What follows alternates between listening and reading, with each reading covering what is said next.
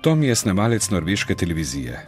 V naravo pelje svojo najstniško hčerko, da bi ponovno skupaj odkrivala skrivnostno goro, ki jo je Tom odkrival kot otrok. Glom je del gorskega naravnega rezervata.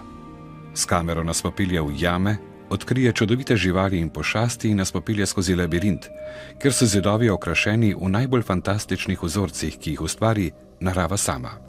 Zanimivo televizijsko pripoved si oglejte na televiziji Maribor 25. decembra ob 22:15.